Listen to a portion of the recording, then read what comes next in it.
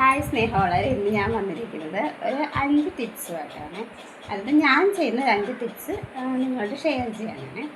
അതായത് നമുക്കിപ്പോൾ ഒരു ടെൻഷനാണ്, അത് നമ്മളൊരു സാഡായിട്ടിരിക്കുകയാണ്, അപ്പം നമുക്കൊന്ന് റിലാക്സ് ചെയ്യണം.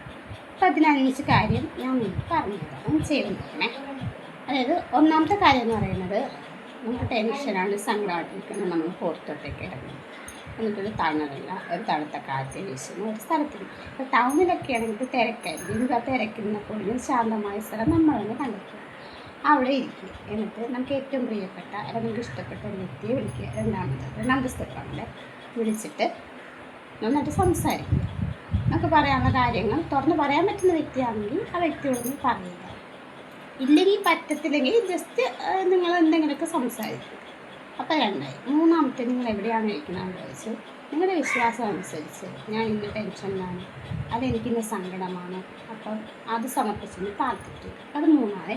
നാലാമത്തെ സ്റ്റെപ്പ് എന്ന് പറയുന്നത്, നിങ്ങൾ ഫോൺ എടുത്തിട്ട് നല്ല സോങ്, നമുക്ക് സന്തോഷം നൽകുന്ന നല്ല സോങ്, നാലാമത്തെ സ്റ്റെപ്പാണ്, നന്നായിട്ട് കേൾക്കുക.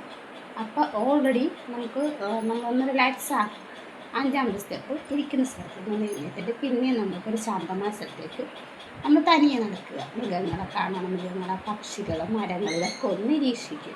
ഈ 5 സ്റ്റെപ്പും ചെയ്യുമ്പോൾ ഓൾറെഡി നമ്മളായിരിക്കുന്ന അവസ്ഥ, എത്ര ടെൻഷനാണ്, എത്ര സങ്കടമാണ്, നമ്മളായിരിക്കുന്ന അവസ്ഥയിൽ നിന്ന് നമ്മൾ ഓക്കെ റിലാക്സ് ആകും. ഇനി പറയാൻ ഇപ്പം 5 സ്റ്റെപ്പേ പറഞ്ഞോളൂ, ഒന്നുകൂടെ പറഞ്ഞു തരികയാണ്.